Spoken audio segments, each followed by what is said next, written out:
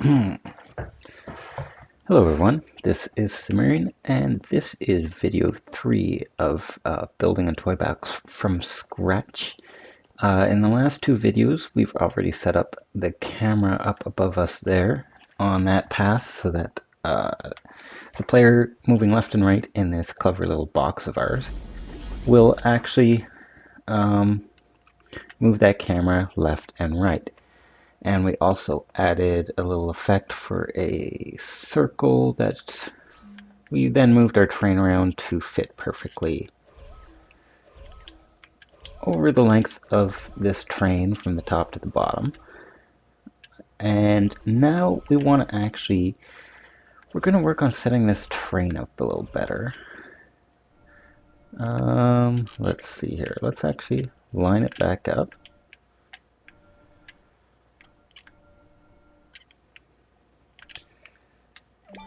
Alright. Get some train going here.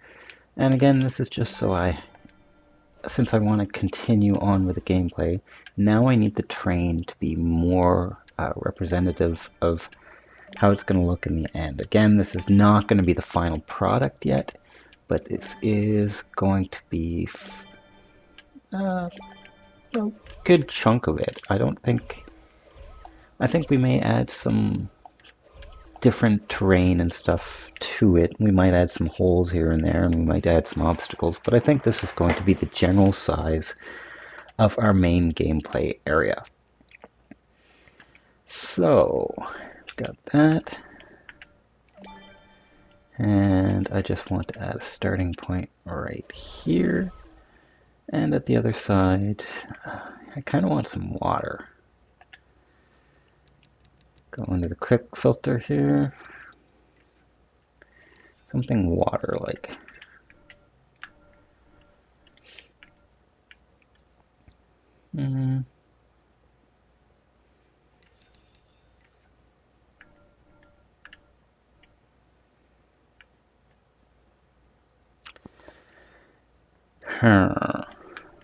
There we go.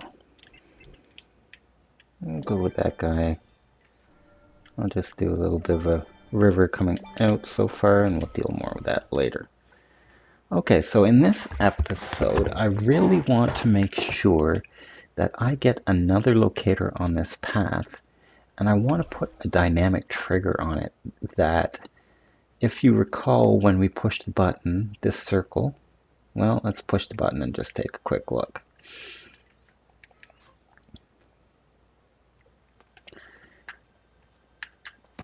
That circle perfectly overlaps the terrain there, which is exactly what we want. And now I want to put a locator with a dynamic trigger attached to it down on the terrain, and I want to set its size to the exact same size as this circle. And we're going to have to do a little bit of testing to actually accomplish that. So, first things first, we're going to need another locator, obviously, which we're going to attach to the path. So, oh, I'm still stuck in. Now it's explain everything.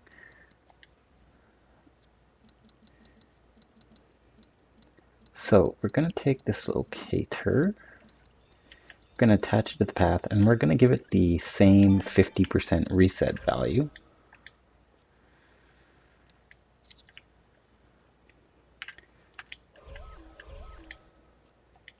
As everything else here. But we're going to need it to be quite an offset here, and so I'm going to use this block to measure off what kind of offset I really want. So I'm going to say the trick when you're offsetting is the values of an offset. Every 4 offset values is the height, width, or depth of a block. So I measure with blocks, and measuring down, I'm seeing 1, 2, 3 blocks, so that's an offset of 12 down.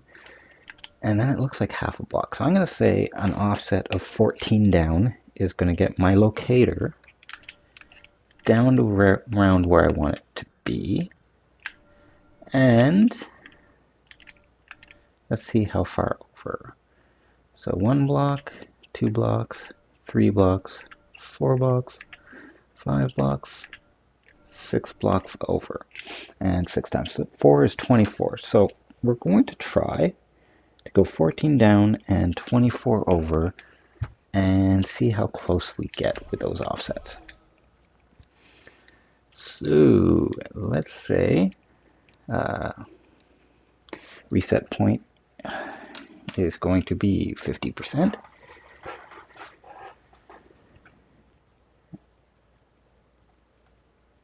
And 50%. And the vertical offset, we're going to go down. We're going to try the 14 that we had there. And we're going to say go forward 24, I think is what we were guessing. And we're going to give that a try and see how close we get that locator to the center of this terrain. Now I just want a quick, well, I could probably just push the button here.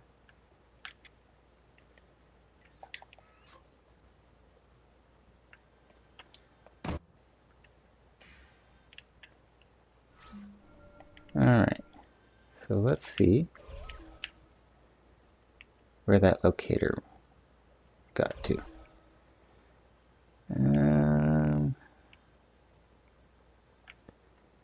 Something odd happened there. I want a button that's just going to reset that path for me for right this second while I'm doing this testing. It's the only thing it's going to do, because that locator does not appear to be in the right spot.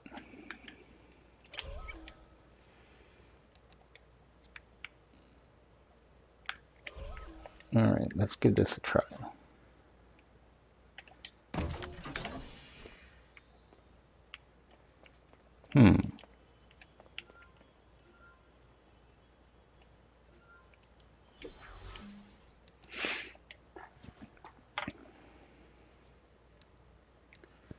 50%. I'm beginning to wonder here. We went down. The forward and backward offset might be a little messed up on it. Let's try an horizontal offset and see if that's what's causing our little issue here. The problem when you don't use the orient on path on objects is that sometimes the offsets aren't exactly what you're expecting them to be. Oh, I think we just basically nailed it on that one. That's pretty much exactly where I wanted that locator. I wanted it lined up with the camera and the locator. I wanted it in the center of this terrain, which it obviously is, and right sitting on the ground. That is pretty much as perfect as you can get. So, next thing we have to do is this locator, I want it to move with that camera and the locator up on the top. Wherever they are, I want this locator to also be there. So we have to ensure that every connection down here that is starting and stopping those guys is also doing the same thing to the locator on the ground here. So that was our stop anchor logic. So I'll do stop. And this one was our start anchor. So I'll also do a start to this locator.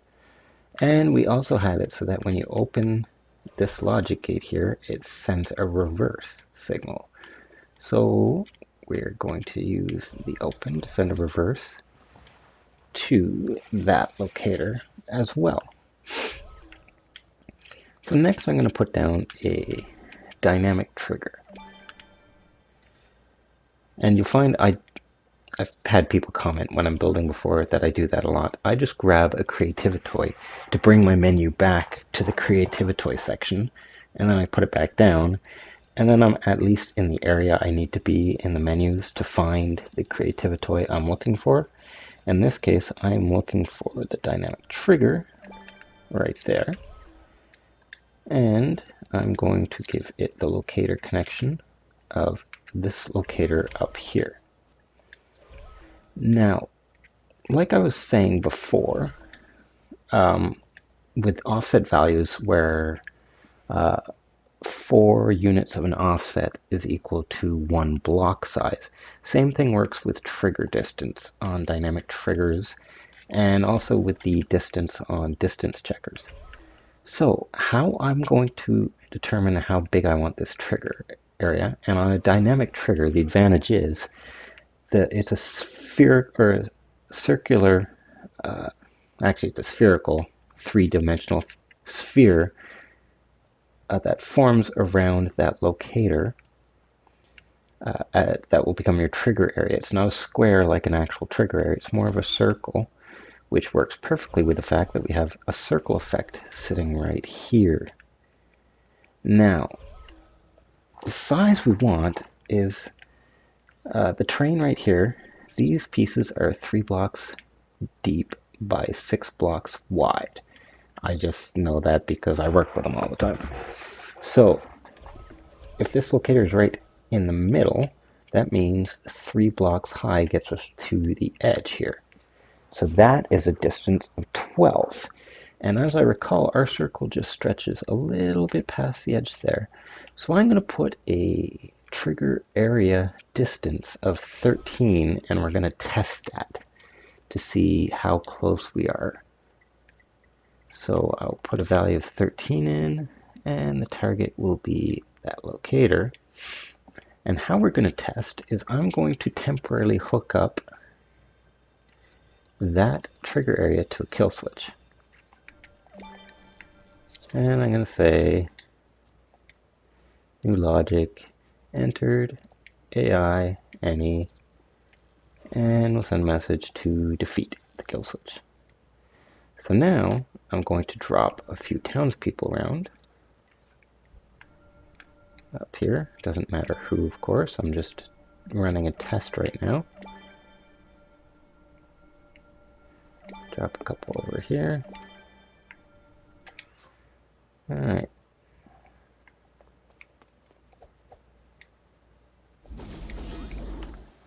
Okay, so now we're going to push the button and we're going to see how close to the circle area a townsperson will get before they're actually defeated. And she literally touched the circle and was defeated. So far so good, I'm thinking.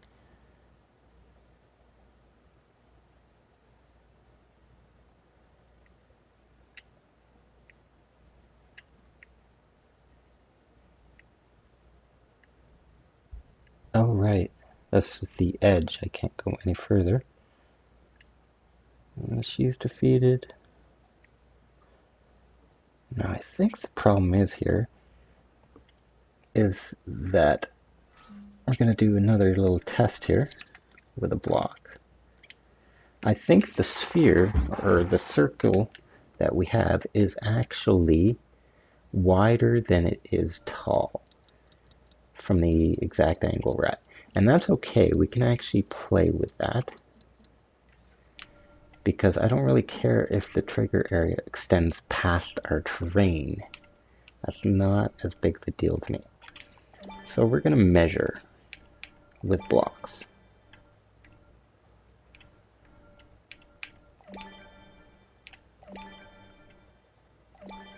And that should be enough blocks.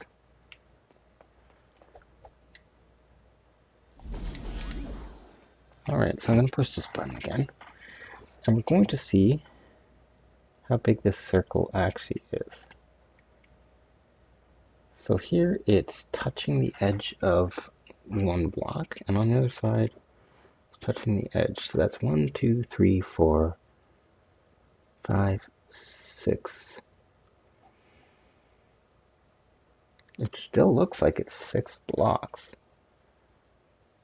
But if I come all the way over here, Oh, I guess those two finally showed up and were defeated. Okay, so I'm thinking the size, if we go just a wee bit bigger,